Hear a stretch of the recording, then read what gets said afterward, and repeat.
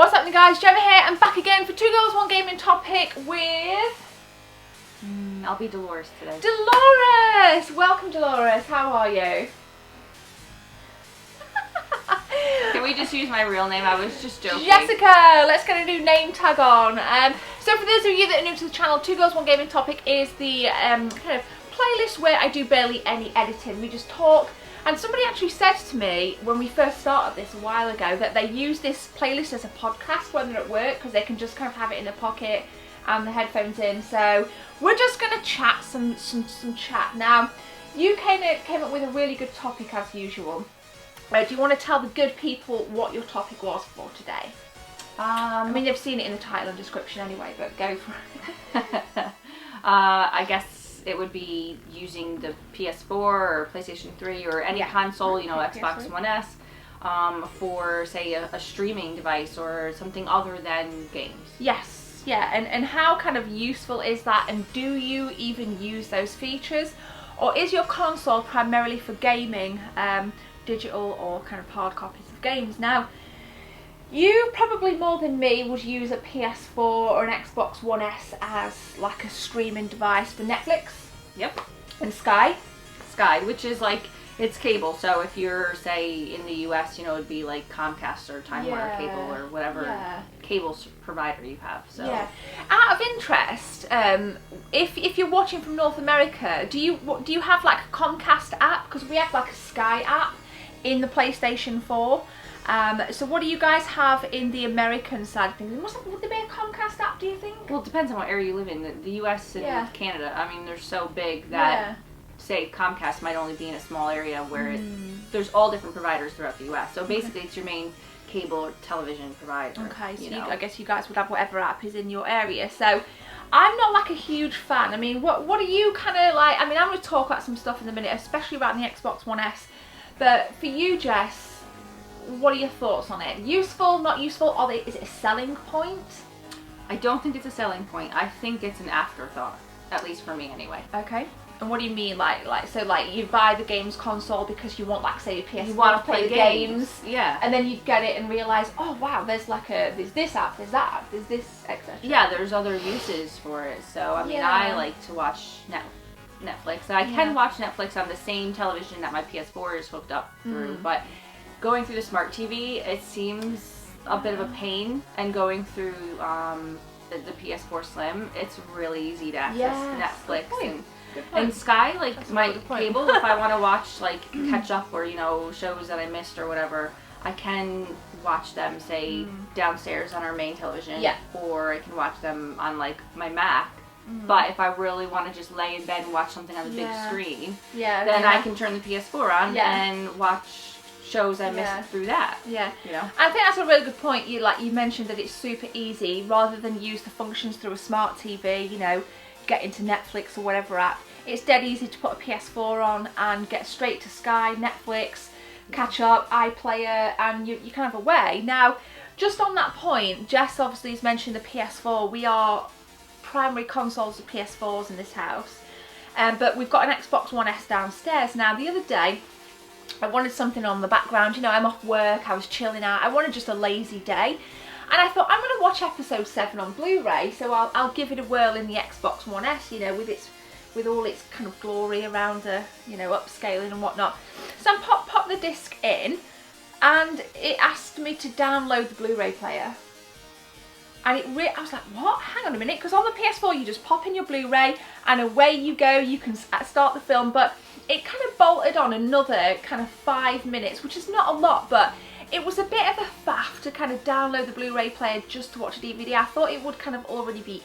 That's like first world problems. 5 minutes of it. I mean, when you put... Yeah, but just look at it from like a comparison point of view for a second. It's not a problem. It's not a major problem, but I didn't know that you would have to download some additional software for the hardware to run. I thought, okay, that's interesting. And does that bother you? I mean, you know, I don't want to get into console wars. I love both consoles very much. very, very much. But it's only one time you have to do that. You don't have to do it again. Sure. That's, again, good point. It's not like every time you put in a Blu-ray you have to do that. No, but I was just shocked because I'm like an Xbox One kind of novice sort of thing, so it's like, oh, okay. But it was a lot easier to do on the PS4 compared to the Xbox One. Like you said, the menu systems and the interface is quite easy to use. Yeah, but we get into that almost every time we do one of these videos. I just find so many stuff easier to use. Fair play. And what do you guys think? Do you find kind of, if aside from gaming, so we're not talking about games, you know, if you were to stream, do you prefer to stream on the PS4 or your Xbox One S? And also let us know if you have used the 4K Blu-ray player in your Xbox One S. It was a selling point of the Xbox One S. For you?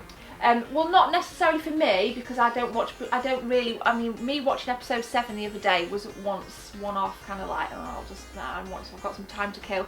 But it wasn't I wanted the games are more like an important thing for me. But what is it for you? Have you used it? Do you like it? So in terms of like, you know, like streaming, like we talk about Netflix, Sky, you said it's not a selling point, Jess? Well, there's like Now TV and everything. I know when I bought the Xbox One, I got like a free trial for Now TV. And at the time I didn't care, wasn't interested, and I ditched it, and I was just like, whatever, I don't care. And now I was like, oh, I wish I got this with my PS4 Slim, because I would try it just for giggles. So because it's funny you mentioned again, because some of the console bundles are like using the TV bolt-ons as selling points. Yeah. And for me, it's just not. And I think, like you said, it's not. It's more of an afterthought. But now you wanted to kind of try it. But we're adults and we have our own TV. Now, if you're, say, you know, you're in a situation with roommates, or you're, like, say, a teenager that lives at home with your parents or something like that, that could be a really big selling point, because then you don't have to have cable hooked up in your bedroom to be able to stream, say, you know, like our cable provider, or to use Netflix or anything like that. No, I guess. You know what I mean? It's another way to access it. Yeah, I guess. I mean, I mean, if you are younger, you know, say kind of 20s. I'm in my 30s. So or what if you're 30s and you live at home? Yeah. Or like in the middle of moving house or something, or they were made redundant and they had to move back in with their parents. That is a really good feature to have on a gaming console. Absolutely. So let us know on that one. Does it matter? Again, for me, I was probably a bit like you with the original Xbox One. I would have probably just been the Now TV. It doesn't matter so much, because I tend to kind of stream like Netflix on my iPad. Right. But I must admit, of late, it has been nice. Like the other night, we're kind of just chilling out watching Big Trouble in Little China through the PS4 on the big massive flat screen, and just kind of falling asleep to it. That was really good. Like, I really did enjoy that, you know. But it's like you said, very good point. And not seamless. Sorry to interrupt, go on. You know, I was playing Ratchet and Clank on you know, on the PS4, and after that I felt like watching like some movies or some TV. So I just changed apps and just did that and put on Netflix, or you know. Yeah, I think I didn't have to like shut it down. Sorry, I didn't have to shut it down, start up the Skybox, or get my MacBook and start up devices. Netflix, and then it was just, I mean, that's kind of lazy, but I think smart TVs have got a long way to go, considering it is so fluid on a console. It's even quite difficult to say navigate around Sky. It can be a real faff. You know, install Silverlight on your Mac or something, or keeps giving you pop-ups. If you're on your computer, you've got all the random pop-ups, whereas, you know, if you're watching a film or streaming on a console, you get no pop-ups, you get really kind of nothing. Well, you have updates every now and then. I mean, I turn my notifications off on the PS4. Bless you. Just trying to hold it in. It still made the noise, but bless you. But you can turn your notifications off anyway, so that's what I do. So I'll have to but eventually you do have to upgrade them. Well, you do, or it won't let you. Yeah, you do, but that sometimes my downloads are automatic, but I don't get the notifications. So I guess it kind of depends how your PS4 or your Xbox One S is configured, but for me, it's not really. I prefer games. I would still love the PS4 just as much if it didn't have any access to Netflix, iPlayers, Sky. It wouldn't make any difference to me, especially having grown up with these things behind us, where it is just blow the cart, put the cart in, and that is it. You know, there's like no additional features really other than your menu systems within the game. So I guess we're kind of quite spoiled, I think, moving into 2017. Things are getting quite technical and forward thinking now. There's all kinds of stuff. I dread to think, well, I don't dread to think, but it's so intriguing to think what's next, man. What are they gonna bring onto a console next? Well, that's what you wait for E3 for. There you go. E3, bring it on 2017. I do think that gaming consoles are primarily for gaming. I just think that it's a really nice, cushy bonus to have, you know, these abilities. And I'm not saying that, like, I know we've mentioned our smart TV and being able to watch Netflix and stuff through it, and it being a bit of a faff, but not all smart TVs are like that. I think it might just be our particular model. Yeah, but I do think that there's a bit of a ways to go. There's something about navigating around using a PS4 controller or an Xbox One S controller compared to a little thin control, you know, like your TV remote. There's something to be said. And I don't think it's necessarily the smart TV that lacks. I think it's the remote that you get that needs to change for smart TVs to become a little bit more fluid. For streaming, for, you know, just general kind of navigating around, it could be a real tit ache. It seems like the TVs have evolved a lot. But I remember using remotes like we've got now back in the like mid-90s. They haven't changed much. Do you know what I mean? They've maybe got slightly smaller, which I think is even worse. Do you know what I mean? Because you're kind of looking like, where's the menu button? You know, like. Yeah, they're teeny tiny. You can buy big, massive ones though. You know, usually it's joke gifts or for I might buy you one. Vision impairment, but. But yeah, I think they need to evolve the remotes that control the TVs. So I don't know. This isn't really like a major comparison. We're digressing slightly. We're digressing, but I think the two are very linked. You know, do you stream from your PS4, your Xbox One S, TVs, whatever? I mean, I don't have anything else to say on it other than nothing.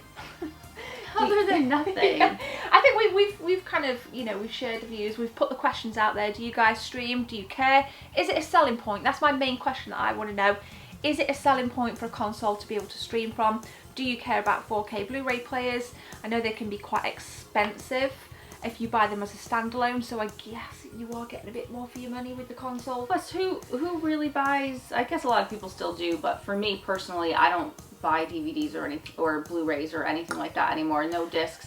I just stream everything. I'd rather rent it off iTunes or get it from our cable provider or Netflix or wherever. Digital. Yeah, I don't want that physical thing. Maybe it's from me having to move around and stuff. Well, maybe, but you can download movies from the PSN and Xbox store as well. Right. So, you know, I guess you need the technology to be able to run it. So, you know, maybe I'm just... but let us know, guys. Smash your comments below. And thank you for watching, actually. Jess, do you want to kind of round up? Anything else you want to say to the good people? No, I just want to say how many of you actually do use these other features. Yeah. Let us know. Smash a comment below. Guys, thank you so much for watching. I hope you guys are having an awesome day. It's Monday. This video will be out in the evening by the time I've edited it. Barely edited, should I say. So thank you for watching. My name's Gemma. This is lovely Jess. Oh, gee, thank you. Ika. Take care, guys. Bye. Bye.